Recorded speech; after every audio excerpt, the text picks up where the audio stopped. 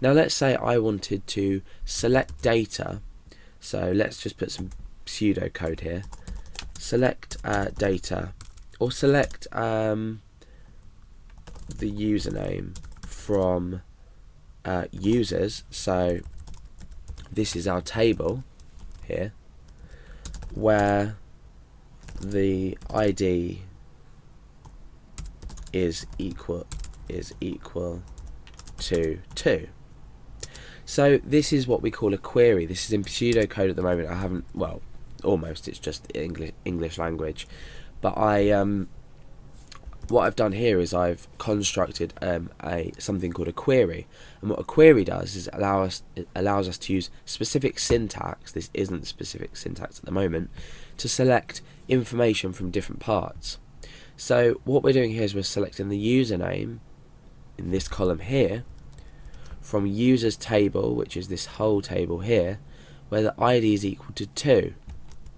So the ID is equal to 2, we want to select the username, and we're taking the username, which is Billy. So this query would return the value Billy. So you can see the advantages of storing inside a database. It might look complicated at this stage, but when you start to use it inside PHP, PHP makes it very easy for you to extract data, even insert data, and perform a variety of queries, etc. And that's done through MySQL. So you can also have other tables. So we can have table, let's say, uploads. We might have allow users to upload files. Now why is this going to be useful? Let's just add another column called ID, and then I'm going to say user ID, and I'm going to say location.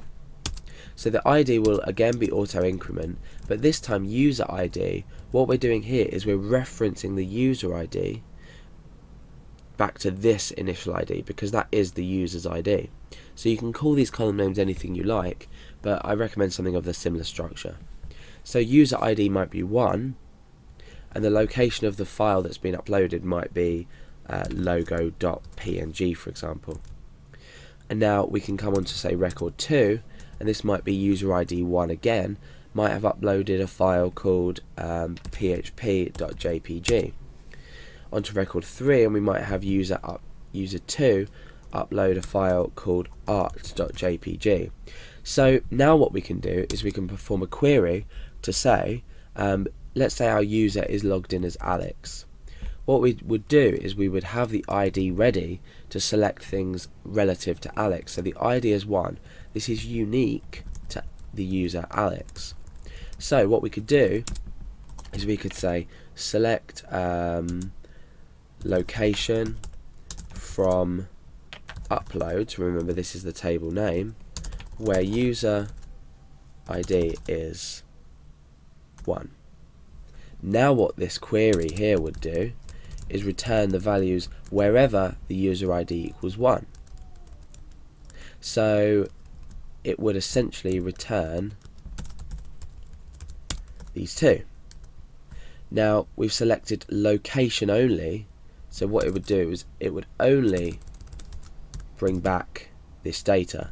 So what we can do is, to speed things up, we can select a specific column name, so we can save time in our program, our load time, and we can save resources. So this is essentially databases. The reason we use databases is it's a quick and easy way to add information somewhere that can be easily retrieved. We don't have to deal with text files, we don't have to deal with comma delimited files or space delimited files or tab delimited files, which would look something like Alex Garrett phpacademy.org. We could have maybe 1 there. We might have 2 Billy Garrett and nothing. So to do this, we would need to open the file. We would need to use an explode function to get rid of these commas and put this into an array.